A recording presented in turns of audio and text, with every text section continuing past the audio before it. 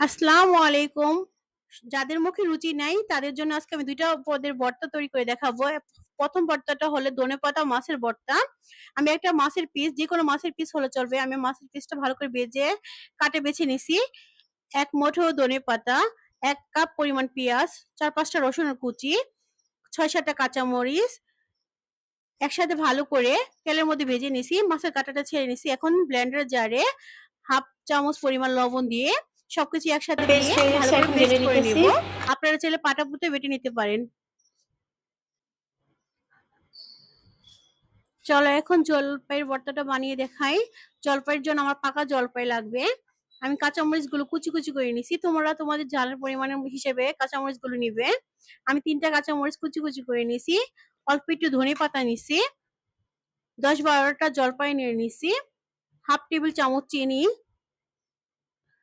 Sorry ১/২ table চামচ লবণ, ২ table চামচ চিনি। আমি ১ম কাঁচামরিচটা ধনেপাতাটা ভালো করে হাত দিয়ে মেখে নেব।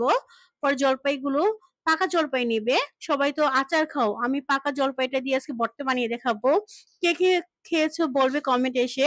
যদি ভিডিওটা ভালো লাগে লাইক, কমেন্ট, সাবস্ক্রাইব করবে। নিত্য নতুন ভিডিও পেতে আমার চ্যানেলটাকে ভিজিট করে রাখবে। আমি এখন ধনেপাতা কাঁচামরিচটা ভালো করে মেখে পরে চিনিটা দিয়ে দিব। জলপাইগুলো ভালো করে হাত দিয়ে মেখে তৈরি করে নেব। ভিডিওটা দেখে বুঝে নেবে অনেক স্বাদের ভর্তাটা। যাদের এখন জ্বর ঠান্ডা ঘরে ঘরে সবাই বানিয়ে খাবে। ধন্যবাদ সবাইকে ভিডিওটি দেখার জন্য। আল্লাহ হাফেজ। আসসালামু আলাইকুম।